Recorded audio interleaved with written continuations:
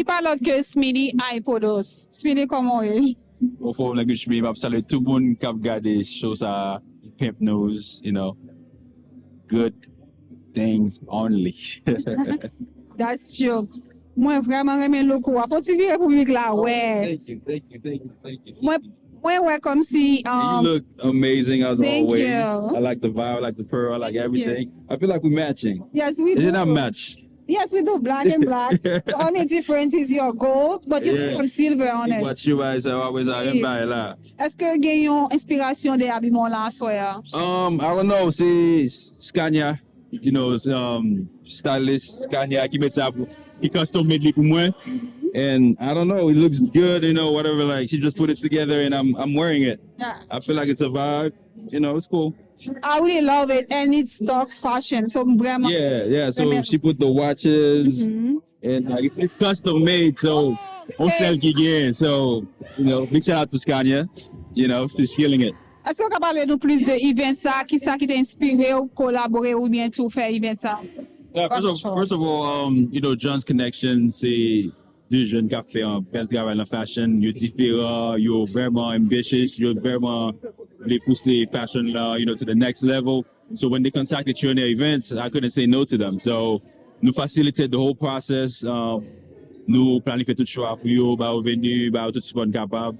Pour nous supporter dans cette affaire qui sont qui vraiment positif. J'en vois un pilote qui supporter tout Emix, we got Kenny, we got Shaba, we got Ismail, they're all supporting them.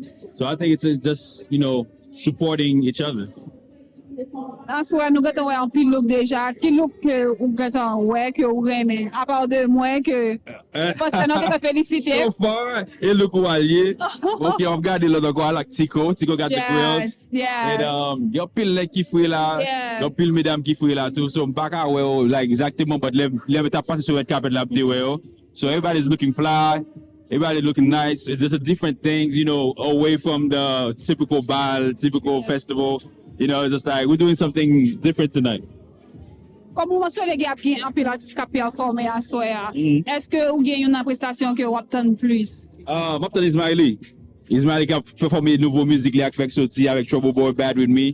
So là pour moi qui ça Ismaili balbay, qui va you know, sagager crowd là, you know. So yeah, that.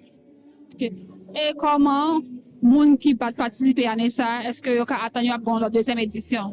Definitely I've been a lot. Maybe avec more designers. This one is like exclusively avec John Connection, so it's a partnership with John Connection exclusively. Maybe trying to even cap on lot fashion show côté cap gain about 15 different designer from you know suits, you know urban clothing, you know swimwear, you know purses, accessories.